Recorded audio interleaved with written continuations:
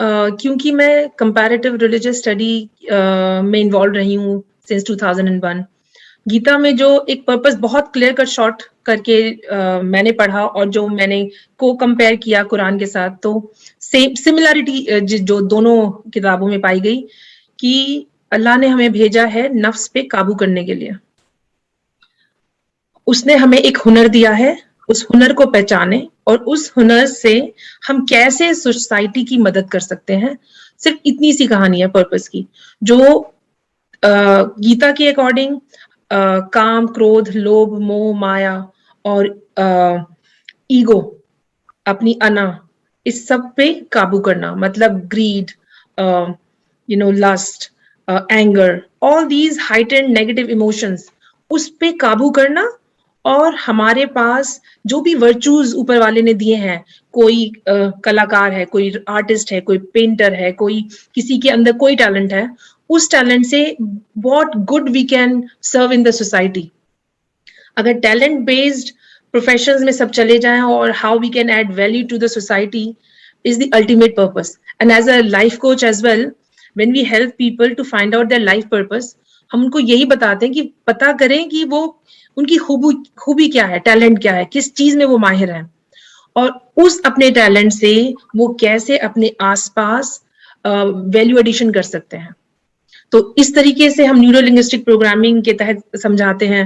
اور گیتا, قرآن, بائبل, جتنے بھی دنیا کے بڑے مذہب ہیں, ابھی سب سے زیادہ پاپولیشن کرسچنس کی ہے, پھر مسلمس کی ہے, پھر ہندوز کی ہے, اور ہر ریلیجن میں کانسیپٹ ہے heaven and hell. I think جب تھیوری آف پروبیبلٹی چلے گی اور جو زیادہ لوگوں کے ریزلٹس نکل کے آئیں گے based on that scientific theory of probability, تو سورگ اور نرک اور ہیون اینڈ ہیل تو ہے. اور رائٹلی یو سیڈ کہ ہمارا الٹیمیٹ پرپس ہونا چاہیے اس لمیٹڈ لائف کو اچھے سے سکون سے جی کے اس انلمیٹڈ ڈائمینشن پہ کیسے جایا جائے. بہت بہت شکریہ یہاں تک ہماری جرنی کو پہنچانے کے لیے.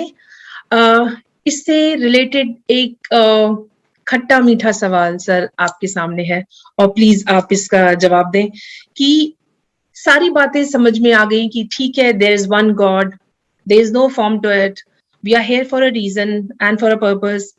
ہم یہاں امتحان کے لیے ہیں, اور اس زندگی کو جینے کے بعد ہم سدا سدا کی زندگی میں جانے کے لیے یہاں اسٹرگل کر رہے ہیں.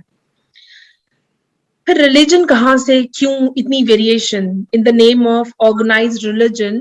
سب سے زیادہ دل دکھانے والی چیزیں مذہب کے نام پہ ہوئی ہیں. تو کیا ریلیجن کا ہونا بہت زیادہ ضروری ہے؟ اور اگر ہے تو اللہ بھگوان کے نام پر اتنی ویریشنز اور اتنے واسٹ کانٹراڈکٹری کانٹراسٹ آ چکے ہیں, آ گئے ہیں, تو ان سے کیسے ابھرا جا سکتا ہے, ان اختلافیوں سے, اتنی ساری نیگیٹو انرجیز جو ان the name of religion operate کر رہی ہیں دنیا کو؟ جی دیکھیے روپا, آپ نے ابھی جو گیتا کے حوالے سے کچھ کوٹ کیا ہے, جی, تو میں وہیں سے بات شروع کرتا ہوں. آپ نے بہت اچھی باتیں کی, اور وہ باتیں میری باتوں سے اس طرح جڑتی ہیں کہ میں نے جو زندگی کا مقصد بتایا, آپ نے گیتا کے حوالے سے اس مقصد میں جو انسان کی شخصیت کے اندر ایک سٹرگل ہے, خیر اور شر, اچھائی اور برائی, اس کو نمایاں کر کے بیان کیا, جو وچ از اے ریالٹی. اب آپ کا سوال کہ آخر ریلیجن کی ضرورت کیا ہے. دیکھیے, فرض کیجئے ریلیجن نہ ہوتا تو پھر معلوم ہے کیا ہوتا, پھر انسان اپنی طرف سے اندازے کرتے اور یہ کہتے کہ شاید خدا ایسا ہے, شاید زندگی اس لیے ہے, شاید ہمیں اس طرح کے کام کرنے کو کہا گیا ہے. انسان کبھی بھی اطمینان, اعتماد اور یقین کی کیفیت میں نہیں آ سکتا تھا. یہ تو ایک پہلو ہے. گیس ورک پہ دوسرا پہلو گیس ورک پہ رہتا. دوسرا پہلو یہ ہے کہ let's look at it from the point of view of God. یعنی یہ کیسے ہو سکتا ہے کہ اللہ, خدا, ایشور, وہ اپنے بندوں کو بنا کر دنیا میں امتحان کے لیے بھیج رہا ہے, لیکن اس نے ان کی گائیڈنس کے لیے کوئی میسج نہیں بھیجا. تو اس نے میسجز بھیجے فرام ٹائم ٹو ٹائم. اب آپ کا یہ فرمانا کہ ریلیجن کے نام پر بہت ایول ہوا ہے, آئی ایگری. سب سے زیادہ ہوا ہے, I am not too sure. میرا خیال ہے کہ اور بھی بہت سی ایول کی وجوہات نہیں, لیکن لیٹس ایڈمٹ کہ مذہب کے نام پہ بھی بہت لڑائی, دشمنی, نفرت, حسد اور ظاہر ہے کہ بہت زیادہ انسانی جان کا نقصان ہوا ہے. اس کی وجہ یہ ہے کہ دیکھیں وہ جو آپ نے بات بیان کی نا کہ انسان کے اندر اس کے نفس میں شر ہے. کیوں ہے شر؟ اس لیے ہے کہ ہم جس امتحان سے گزارے جا رہے ہیں اس میں ہم سے یہ چاہا گیا ہے کہ ہم شر کو, ایول کو ایول جانتے ہوئے اس کو دبائیں, اس کو کنٹرول کریں, اس کے چیلنج کو فیس کریں. تو ایک ایول انسان کے اندر یہ ہے کہ انسان تعصب میں, غرور, تکبر میں مبتلا ہو جاتا ہے. انسان اپنے اس تکبر کے نتیجے میں, ایروگنس کے نتیجے میں یہ خیال کرتا ہے کہ میں دوسروں سے بڑا ہوں, جی, میرا خاندان دوسروں کے خاندانوں سے بہتر ہے, میرا قبیلہ دوسروں سے سپیریئر ہے, میری قوم دوسروں کی قوم سے سپیریئر ہے, میرا مذہب دوسروں کے مذاہب سے سپیریئر.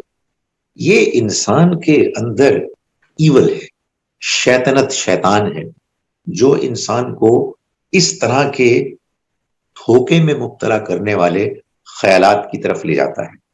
تو انسان کے اندر جو خیر ہے, اچھائی, وہ کس طرف لے جاتی ہے؟ وہ اس طرف لے جاتی ہے کہ انسان کو انسان کے اندر کی انسانیت, خیر, سچائی اس بات پر ابھارتی ہے کہ دیکھو نہیں, میں سارے انسان برابر ہیں, مسلمان ہوں, ہندو ہوں, سکھ ہوں, عیسائی ہوں, کوئی بھی ہوں, یہ سب برابر ہیں, سب اللہ کی بنائی ہوئی مخلوق ہے. میں مسلمان ہوں اس لیے کہ میں مسلمان پیدا ہوا, کوئی ہندو ہے اس لیے کہ وہ ہندو پیدا ہوا, اینڈ لائک وائز دوسرے مذاہب کے لوگ.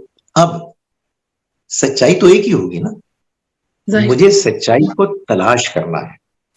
اگر میں بے وقوف آدمی ہوں اور میں اپنے آپ کو بے وقوف بن کر رہنا چاہتا ہوں دنیا میں اور اپنے غرور, تکبر, تعصب میں زندگی گزارنا چاہتا ہوں, تو میں یہ کہوں گا کہ خالد ظہیر تم جس خاندان میں پیدا ہوئے واقعی وہی سب سے صحیح خاندان تھا, اور تم جس مذہب میں پیدا ہوئے وہی سب سے صحیح مذہب ہے. تو اب میں نے اپنے اس رویے سے یہ ثابت کیا کہ میں سچائی کو جاننا ہی نہیں چاہتا.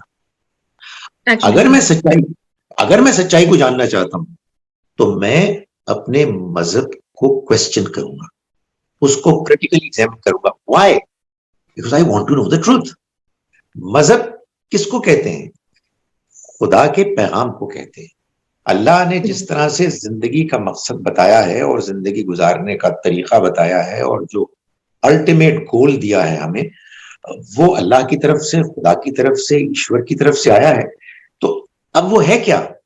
یہ تو نہیں ہو سکتا نا کہ اس نے مسلمانوں کو کچھ کہا, ہندوؤں کو کچھ کہا, عیسائیوں کو کچھ کہا.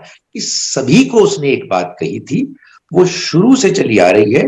یہ اور باتیں ہم جانتے ہیں کہ جب کسی ایک بات کو ماننے والوں کے سامنے کوئی ذرا ڈفرنٹ نئی بات آتی ہے تو وہ اجنبی محسوس کرتے ہیں, وہ اس سے ریئیکٹ کرتے ہیں.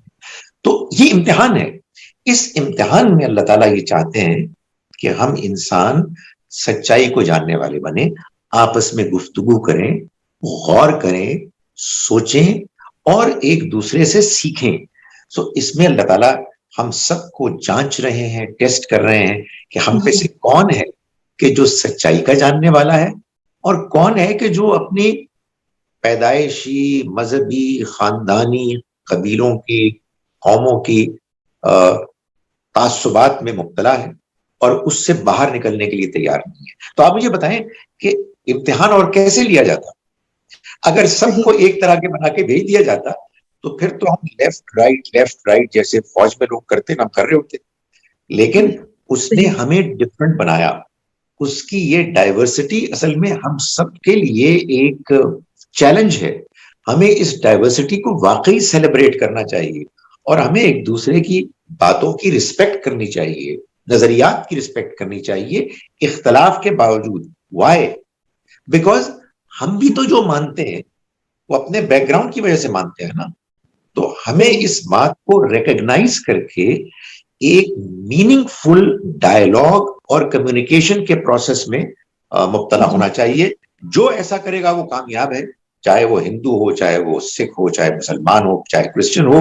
اور جو اپنے تعصبات، اپنے گروہی نظریات میں آنکھیں بند کر کے اس کو ماننے والا ہو اور سچائی کو جاننے کے لیے وہ کوئی کوشش نہ کرے، وہ ناکام ہو گیا.